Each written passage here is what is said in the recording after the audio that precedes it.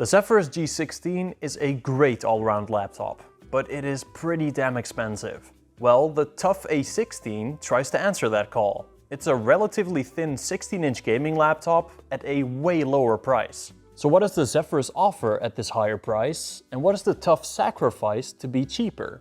Well, let's find out. And please like and subscribe if you like these type of videos.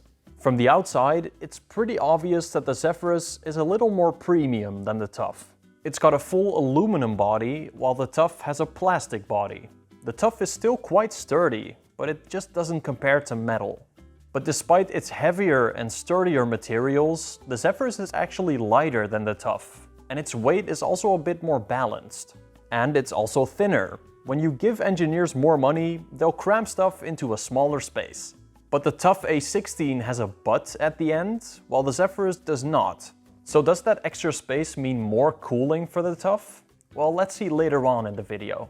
More money also gives you higher specs, obviously. So the Zephyrus has a more powerful CPU, GPU, and more RAM. The TUF A16 can be spec'd up to an RTX 5070 and a Ryzen 9 HX 370, while the Zephyrus can be spec'd all the way up to an RTX 5090. But for their GPU wattage, it's actually pretty close. The G16 only gets 10 watts more than the A15. They both have a lot of ports though, which is awesome to see. The TUF A16 does have one extra USB-A port, but the Zephyrus has a full-size SD card slot, while the TUF gets an Ethernet port. So they each have their own exclusive ports. Their chargers are actually almost identical though. They're both 240 watts and probably the exact same, but just look slightly different from the outside. They both use the new Asus connector, which is great. But you could always just use a smaller charger for on the go, since they both support USB-C charging up to 100 watts. Now their keyboards are quite different. They both have RGB backlights with one lighting zone, but the Zephyrus's backlight is a little brighter. Now despite having the same body space, the TUF A16 has a numpad on the side, while the Zephyrus does not. It uses this extra space for bigger speakers, so we'll have to see what those sound like in a minute. The TUF has full-size arrow keys, while the Zephyrus has half-size arrow keys, which some people hate. But it also has the delete button in an odd place, so that might be a bit to get used to. And here's what the keyboards sound like in comparison.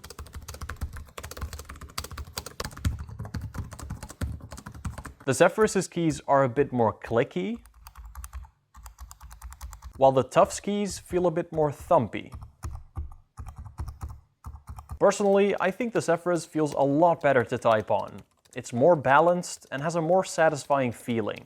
Their trackpads are quite different as well. The one on the Zephyrus is a little bigger, and the Zephyrus's trackpad is glass, while the one on the TUF is made of plastic. So the one on the Zephyrus feels sturdier and a lot higher quality.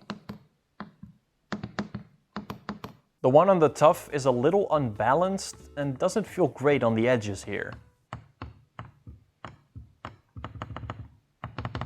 And the differences are only getting bigger. The TUF A16 has a Full HD 165Hz IPS-like display, while the Zephyrus has a 2.5K 240Hz OLED. And the Zephyrus looks noticeably better here. Sure, the difference between 165Hz and 240Hz isn't huge, but the faster pixel response times of an OLED are noticeable. For 99% of people though, both are more than fine for faster paced games. But the panel technology difference is huge. This OLED has way more vibrant colors, higher contrast, and the blacks are, well, actually black, especially in darker rooms. But the TUF A16 has pretty damn good blacks for an LCD display. The Zephyrus's display is still simply a lot better here.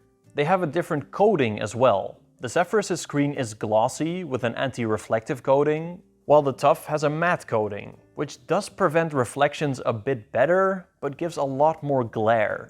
But the Zephyrus has a higher maximum brightness, which means it's probably still better for outside use. The TUF A16's display hinge opens up way further though, a full 180 degrees. And it's also a little tighter, so it has less display wobble than the Zephyrus. But now comes my favorite part, the speaker comparison.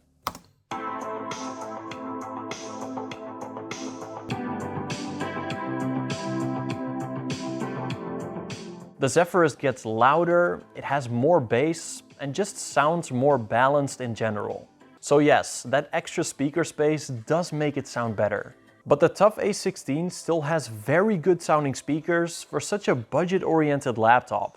Normally, laptops at this price range sound like an elderly man farting in a bathtub, but these ones sound quite good. It's just that we're comparing it to the best speakers in any Windows laptop right now, so the Zephyrus does still sound a lot better. The Zephyrus's webcam is a little sharper than the TUF one, but they both look great. The Zephyrus definitely has a better sounding microphone though, but either one should be more than fine for regular use. Obviously, the Zephyrus is going to be faster than the TUF because it uses more powerful components. But by how much is it going to be faster? Well, let's run some benchmarks. In Cinebench R23, the Ryzen 9 in the Zephyrus is roughly 20 to 25% faster than the Ryzen 7 in the TUF, which is a considerable amount. And in 3D Mark TimeSpy, the RTX 5070 Ti is roughly 30% faster than the 5060. Which is a lot, but actually a little less than I imagined. But both of these are gaming laptops, so let's see how they compare in some actual games.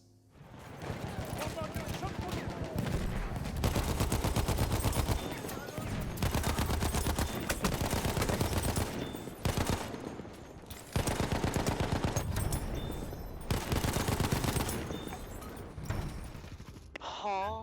Okay. I love you, man. Huh? Okay. Kinda game. You motherfucker, man. You motherfucker, man.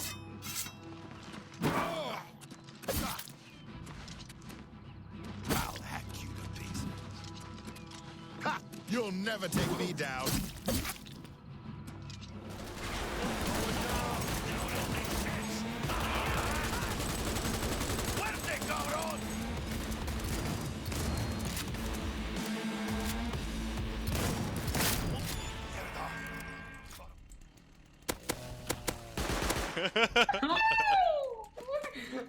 Uh-oh.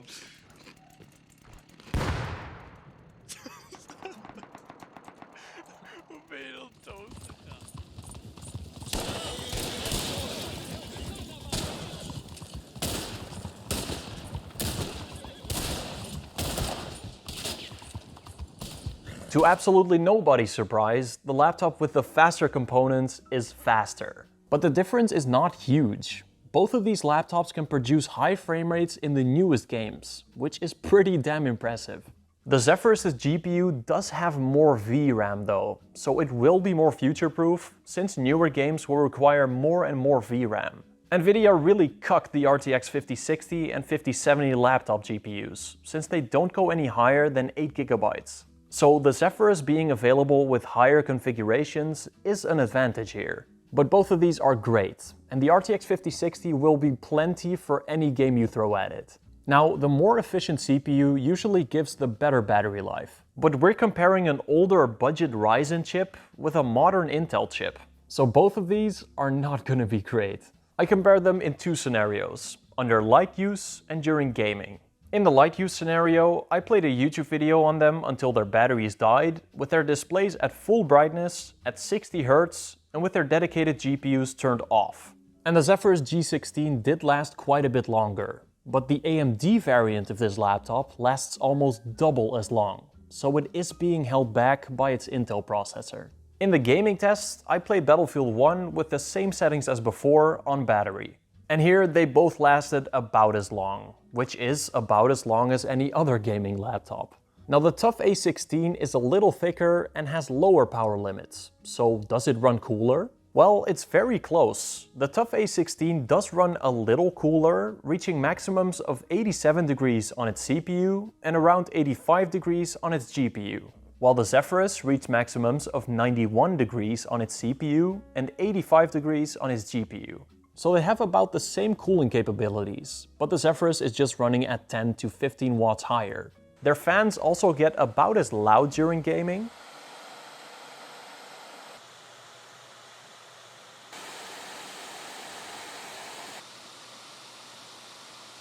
And under light use or during idle, they also both stay completely silent. But because the TUF A16 is thicker, it also has way better upgradeability. They both do have two M.2 SSD slots, which allows for easy storage upgrades, and they both also have replaceable Wi-Fi cards. But the TUF A16 has fully upgradable RAM, while the Zephyrus unfortunately has this all soldered. So you could just buy the cheapest 2025 TUF A16 model and stack it with up to 64 GB of RAM by yourself. But here's the biggest advantage that the TUF A16 has: its pricing. While it's not cheap, it is the cheapest gaming laptop that was released in 2025, starting at around $1,300 to $1,500. The Zephyrus is exactly double that price, so for a lot of people it's not even an option. It does offer higher configurations, but well, that price should say enough, right? So conclusion time. Which one of these is more worth it? The Zephyrus G16 or the TUF A16? Well, at these current prices, I think the TUF A16 has way better value. It has great speakers, a decent display, a lot of upgradeability, and can easily handle every current game. The Zephyrus is still the better laptop though, obviously. It's faster, has a better display, better speakers, a better trackpad, a more sturdy build quality, it weighs less. Okay, I'll stop. You get the picture. It just does basically everything better. But does it do everything double as good? No. So is it worth it at double the price? No.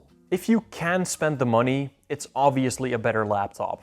But if you're on a budget, the TUF A16 is more than good enough. Now let me give a huge shout out to my YouTube members. Soundwife, Thomas, Inky, Mr. Frosty Dude, Dropzone1, Martijn Snijkers, Flimsy, Felix Nathan, Aki, Disco Volante, Walter, Suryansh, Daniel, Mr. Nuke, Sebastian, Christian Sands, Real Elf, Squash Bond, Alan, Toasted, A Random Guy, QME, Eric the Red, and Wesley Rhodes. If you become a YouTube member, you get early access to content of mine, a shout out at the end of every video, and you'll also be supporting me as a creator to make these videos. And of course, you'll also be part of the Cool Guys Club, so you can use cool emojis like these in the comment section. So join the club if you're interested, and I will see you all in the next video.